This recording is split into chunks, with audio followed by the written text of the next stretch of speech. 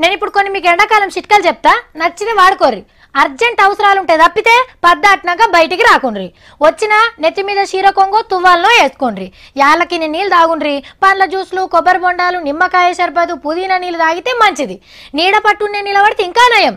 ఇవి నాకు తెలిసినాయి, కానీ మా సత్తిగానికి తెలిసిన చిట్కా ఇంకేదో ఉన్నదట.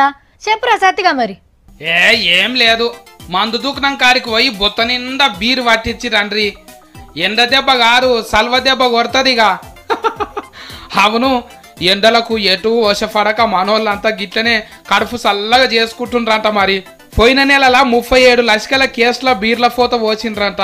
కేసు అంటే 12 కీసలు అంటే 30 దినాలల్లా 4.5 కోట్ల బీర్ కీసలు గుంజి అవతల వాడేసిండ్రు. ఈ లెక్కెం బట్టి మార్చి నెల రికార్డును మలిపేస్తందుకు ఈ నెల ఆల్రెడీ 5 కోట్ల సీసాలు గుంజేసిండ్రంట. అటు ఇటు దిరుగుడు, దుకుణం కాడికి పోయి బీర్ తాగుడు. బీర్లు కూల్ లేకున్నా దుకుణం ఖాళీ చేస్తుండ్రట మనోళ్ళు.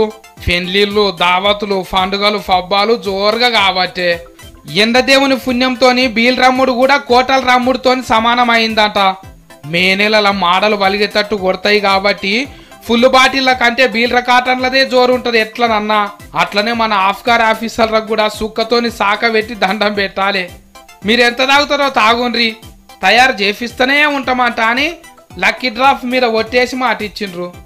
ఎట్టి పరిస్థితుల్లో కూడా బీల్ర కంపెనీలకు నీళ్ళ తక్లీఫ్ రానియరంట.